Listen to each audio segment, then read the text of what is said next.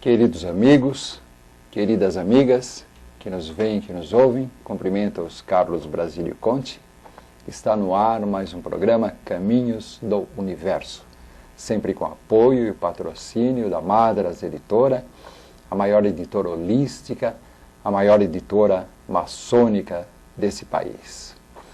Quem quiser consultar o site da Madras Editora, ele está no ar aí, aparecendo na telinha, e é www.madras.com.br. Acessando esse site, vocês poderão tomar conhecimento de todos os livros da editora Madras, que são muitos, e todos muito interessantes. No programa anterior, nós vínhamos falando sobre teosofia, sobre a sociedade teosófica, e hoje daremos continuidade a esse assunto. Aqueles que perderam o programa anterior podem acessá-lo na videoteca da TV Espiritualista, ele está à disposição de todos. Bom, Helena Petrovna Blavatsky nasceu em 1831. Nasceu na Ucrânia, uma região que está próxima da Rússia e que na época fazia parte da grande Rússia, vamos assim dizer. Nasceu numa cidadezinha relativamente pequena, chamada Ekaterinoslav. Ekaterinoslav. Ela nasceu em berço de ouro. Nasceu no seio de uma família que pertencia à alta nobreza da Rússia. Sua mãe era a princesa Fadeyev, descendente em linha direta do czar da Rússia. A família de Madame Blavatsky, muito poderosa, era composta de governadores, generais, pessoas influentes na corte de então. E segundo Rosso de Luna, que foi um dos biógrafos de Madame Blavatsky, ela nasceu entre caixões e lágrimas. Porque na data de seu nascimento, ou na época de seu nascimento, a cidade de Ekaterinoslav era agraçada por uma epidemia de cólera, onde pessoas morriam nas ruas e eram jogadas em valas comuns, porque não havia caixões suficientes para enterrá-las todas. Aquelas epidemias que em séculos anteriores dizimaram cidades e populações inteiras. Mesmo assim, logo nos primeiros Helena, a menina Helena, o bebê Helena Petrovna Fadeyev, até então não se chamava Blavatsky. Blavatsky seria o seu nome após o seu casamento com Nicéforo Blavatsky, mas a menina Helena então foi levada à pia batismal na Igreja Católica Ortodoxa Russa.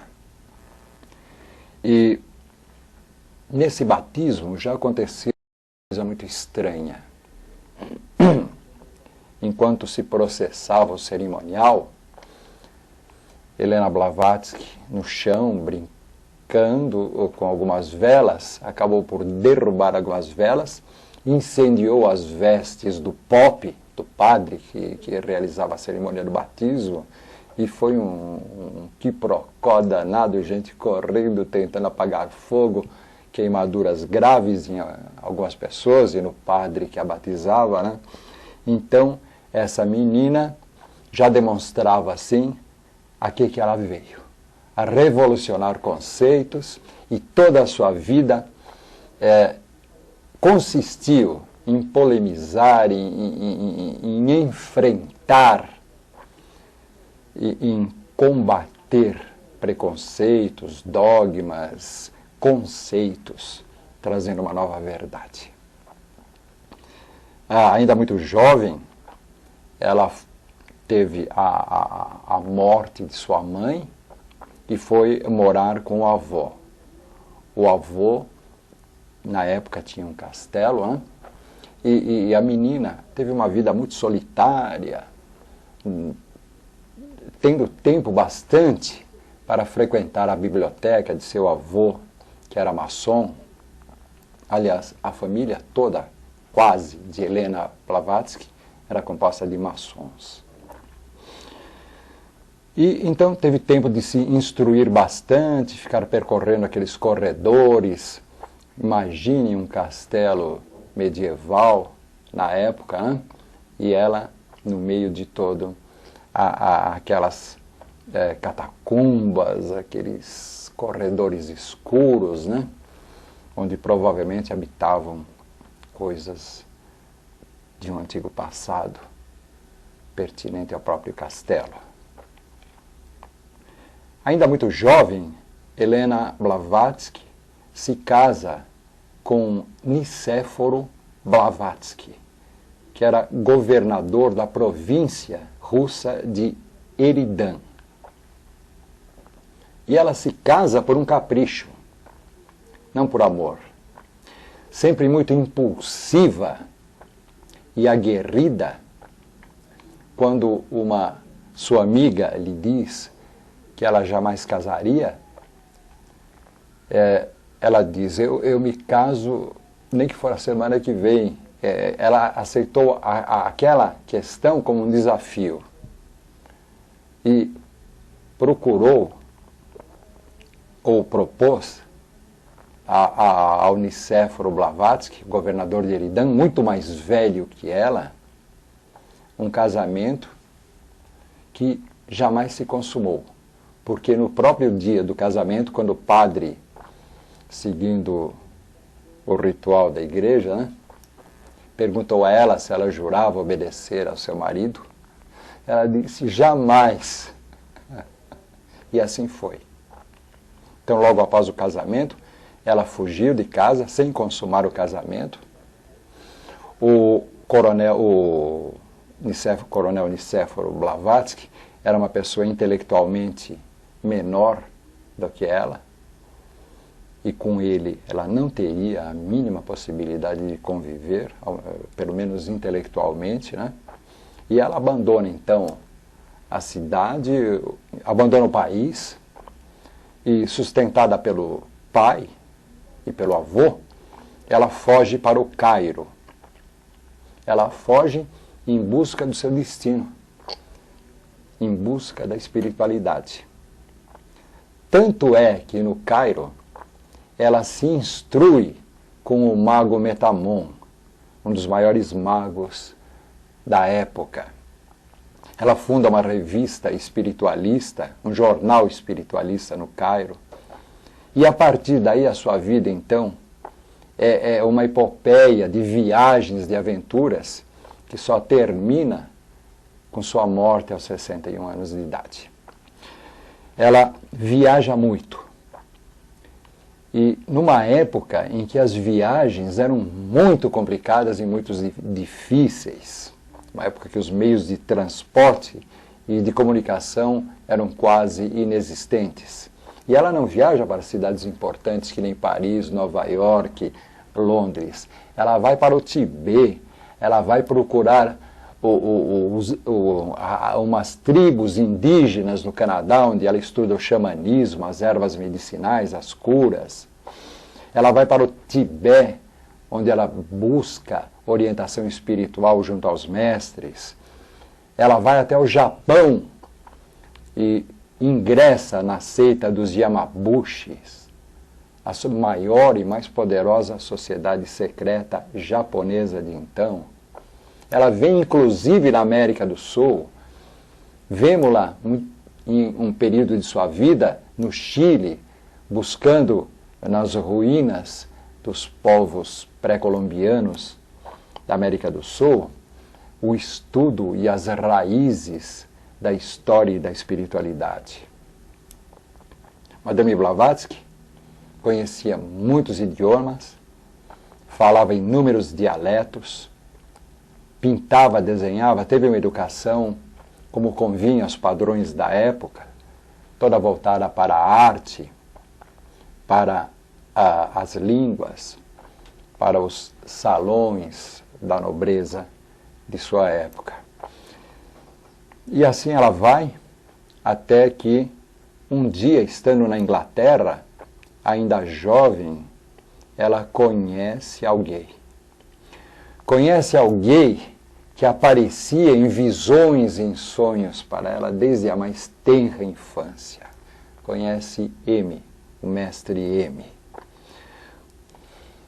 Esse encontro com o mestre M se dá de uma forma muito interessante.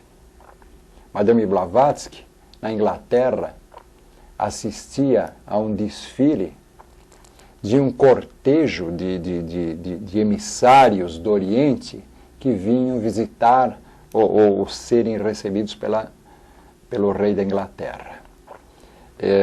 E ela está entre o público que vê passar aquelas comitivas. E na comitiva do Nepal ela vê um cavaleiro, um homem a cavalo, tremendamente imponente, né, em seu cavalo, né?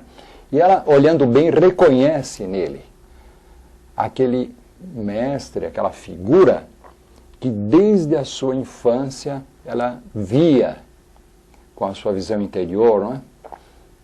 E sonhava. E ela faz então um sinal para ele. E o mestre M, que é o mestre Moria, olhando para ela, faz um sinal. Pede que ela espere, que não se aproxime dele, que mais tarde ele iria encontrá-la ali na praça de Londres. E desse encontro, que se realiza mais tarde, então ela é aceita como discípula dos mestres e é informada de que tem uma grande missão para desenvolver pelo resto de sua vida. Mas isso é uma história que nós deixaremos para o próximo programa e espero que vocês continuem a ouvi-la. Nós nos despedimos aqui, sempre com o apoio, o patrocínio da Madras Editora. Voltamos. Queridos amigos, queridas amigas, voltamos nesse segundo bloco, continuando com a história da vida, da obra, a biografia de Helena Petrovna Blavatsky. Bom, depois que Madame Blavatsky, ou HPB também, como ela é chamada, porque muitos a conhecem por essa sigla, HPB, Helena Petrovna Blavatsky. Depois que ela foi contactada pelo mestre Moria, né, ela passa a ter uma vida diferente. Ela passa a receber comunicações desse mestre e consegue mesmo receber cartas materializadas por esse mestre. Mas a sua busca pela espiritualidade então começa de uma maneira mais forte. Ela vai a centros espíritas. Naquela época o espiritismo despontava como uma grande novidade, né? Há alguns anos atrás, Kardec, com aquelas mesas girantes e as famosas batidas, né? Tentava a comunicação com os espíritos do além, com os espíritos dos mortos, né? E Madame Blavatsky passa a se interessar muito e amplamente por todos esses fenômenos. E em 1874, numa casa nos Estados Unidos, onde se realizavam esses fenômenos espíritas, ela vem a conhecer o coronel Henry Steele Olcott. Coronel Henry Steele Olcott, cuja foto vocês estão vendo aqui, né? Ele era um coronel que lutou na Guerra da Secessão Americana, foi condecorado e recebeu muitas honrarias por sua participação, e ele participou na guerra, no serviço de intendência, um serviço onde há possibilidade de muita corrupção, mas ao contrário de se corromper, ele combateu a corrupção que havia no exército americano nessa época, e por isso ele foi reconhecido com medalhas de honra ao mérito, né? E foi até agraciado e citado pelo presidente dos Estados Unidos de então, pelo seu caráter e pela sua honestidade e pela sua moral. O coronel Olcott, após o cumprimento de sua vida militar, de seus deveres militares, se aposenta, ingressa na maçonaria e passa a dividir o seu tempo entre as sessões maçônicas e a pesquisa espiritual junto às sessões espíritas e todos aqueles fenômenos que agitavam aquela época e eram manchete de jornal da época. Então, numa dessas reuniões, os dois se conhecem, Madame Blavatsky e o coronel Olcott. E eles se tornam, a partir daí, grandes amigos e inseparáveis companheiros, numa busca conjunta pela espiritualidade. Viajam juntos para o Ceilão, para a Índia, para o Tibete, para aquelas regiões extremas do Oriente, e em 1875, os dois, orientados pelos mestres, resolvem então fundar uma sociedade de estudos teosóficos em Nova York. Nasce assim a Sociedade Teosófica. A Sociedade Teosófica, que inicialmente tinha 14 membros em Nova York, aos poucos vê esses membros se debandarem, restando apenas dois, Blavatsky e o coronel Olcott. E então, a convite de um Maharaja da Índia, eles transferem a sede da Sociedade Teosófica, da incipiente ainda Sociedade Teosófica, para a cidade de Madras, na Índia. Madras. Esse nome lembra alguma coisa para vocês. É o nome da editora que patrocina o nosso programa. A Madras Editora, a maior editora holística, a maior editora maçônica desse país. E essa editora tem esse nome não por coincidência, mas porque, pensem vocês mesmos nisso daí, inspiração do nome onde foi fundada a Sociedade Teosófica, na cidade de Madras, ou Madras, que hoje já perdeu esse nome. Agora, a localidade onde está a Sociedade Teosófica é chamada de Adyar Chennai, na Índia. Mas na época era a cidade de Madras. Isso em 1882. Madame Blavatsky, ela foi a fundadora da Sociedade Teosófica, mas nunca quis ser a presidenta dessa sociedade.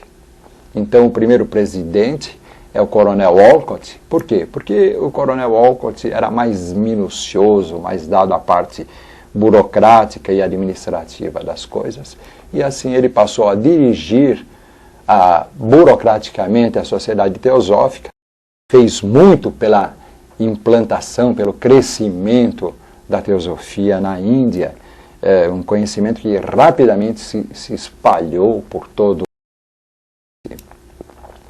E Blavatsky morre em 1891. Após a sua morte, outros presidentes assumem a direção da Sociedade Teosófica. Por exemplo, a segunda presidenta da Sociedade Teosófica foi a doutora Annie, não sei se dá para ver bem a imagem, a doutora Annie Besant, que dirigiu durante muitos anos após a morte de Blavatsky, que era discípula de Madame Blavatsky, e foi por ela conduzida à Sociedade Teosófica. Um outro personagem muito importante dessa época foi, vocês estão vendo a imagem, o nosso Leadbeater. Leadbeater escritor, teósofo, bispo da Igreja Católica Liberal, se filiou à Sociedade Teosófica, foi atraído pelos seus ensinamentos. O nome completo dele é Charles Webster Leadbeater. E tanto Leadbeater como Annie Besant escreveram, posteriormente ao seu ingresso na Sociedade Teosófica, inúmeras obras. E devem existir mais de 100 livros abordando todos os aspectos do esoterismo e da espiritualidade, desde a lei do karma, os 7 corpos sutis que compreendem o ser humano, até a cosmogonia vista sob o ponto de vista esotérico, assim como a antropogênese, a origem do universo e a origem do homem, a cosmogonia e a antropogênese. Né? Então eles fizeram muito pela Sociedade Teosófica. Madame Blavatsky faleceu no dia 8 de maio de 1891 e até hoje, nesse dia que os teósofos conhecem como o dia do Lótus Branco, comemora-se a morte de Helena Petrovna Blavatsky. Como vocês veem, os teósofos não comemoram o nascimento, eles comemoram a morte, por entendê-la mais importante do que o próprio nascimento. Atualmente, a Sociedade Teosófica é presidida pela senhora Radha Burnier, e essa sociedade foi fundada por Madame Blavatsky com 3 objetivos. 3 grandes objetivos que eu passo a ler. Então, primeiro, formar um núcleo de fraternidade universal da humanidade, sem distinção de raça, credo, sexo, casta ou cor. Então, vocês veem que é um objetivo muito próximo do que pretende também a maçonaria. Segundo, encorajar o estudo da religião comparada, filosofia e ciência. E terceiro, investigar as leis não explicadas da natureza e os poderes latentes do homem. Eu interrompo aqui porque o programa está chegando ao fim, mas antes queria deixar para vocês um hino que foi composto pela Viscondessa. Vamos ouvindo, depois eu explico a história desse hino muito bonito.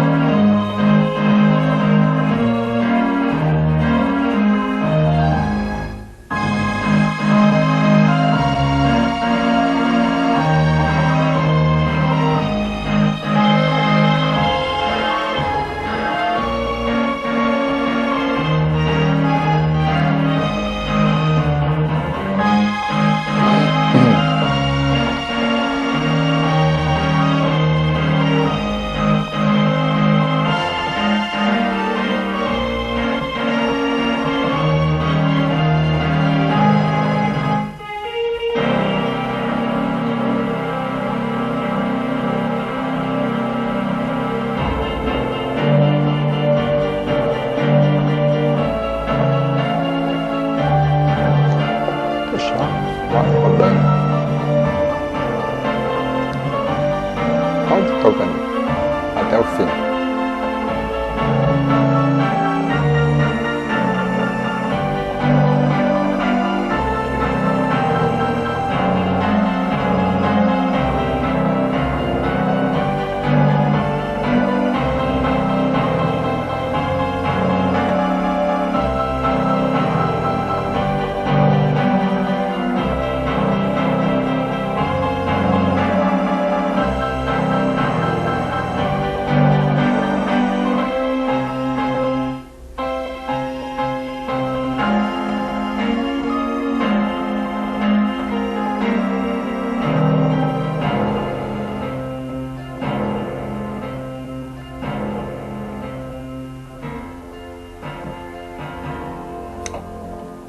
vocês veem, um hino muito bonito. Ele foi composto pela Viscondessa de Sande, isso na época em que Blavatsky já havia falecido há algum tempo.